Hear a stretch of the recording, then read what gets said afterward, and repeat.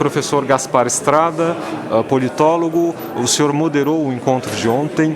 Quel est votre bilan du passage de Lula, de la conférence qui a eu lieu hier et de celle de la cérémonie d'aujourd'hui, la conférence de presse? Depuis hier, vous avez acompanhé tout ça. Desde ontem, o senhor acompanhou todos esses eventos, a conferência na Sciences Po, a coletiva de imprensa, a cerimônia do prêmio Courage Politique. Qual é o balanço que o senhor faz?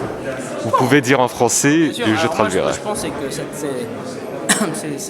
ces cérémonies ont été un succès. Je pense que les étudiants de Sciences Po ont fait une ovation à l'ancien président Lula. Ils étaient vraiment très motivés. Il y avait même une batucada qui l'a reçu.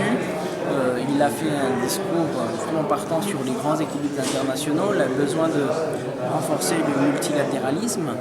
Et de ce point de vue-là, le discours qu'il a donné ce matin aux membres de la revue politique internationale va dans le même sens, dans le sens où il y a un besoin de réformer les institutions internationales, de récupérer le Brésil, de changer de politique étrangère et surtout de revenir à ce qu'était le Brésil d'autrefois, un Brésil qui était respecté par ses pairs, qui avait un rang de puissance émergente et qu'aujourd'hui le monde ne peut plus être gouverné comme il l'était en 1945, c'est-à-dire lorsque les Nations Unies ont été créées.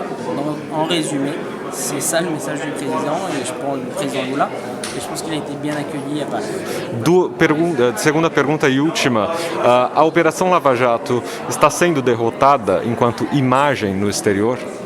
Je pense qu'en effet, l'opération Lava Jato a été considérablement, le narratif de l'opération Lava Jato a été considérablement mis à mal.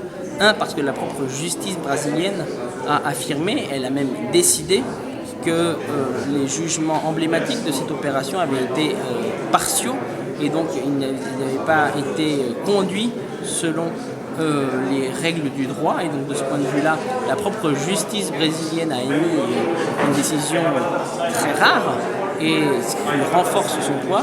Et donc de ce point de vue-là, je pense qu'aujourd'hui, on assiste plutôt à une décrédibilisation médiatique de cette opération, sachant que le juge Moro est aujourd'hui désormais pré-candidat à la présidence de la République, ce qui conforte en quelque sorte l'analyse qui avait été faite par les avocats de l'ancien président Lula, qui avait toujours affirmé que les visées de l'ancien juge Moro étaient des visées électorales et non pas un objectif judiciaire.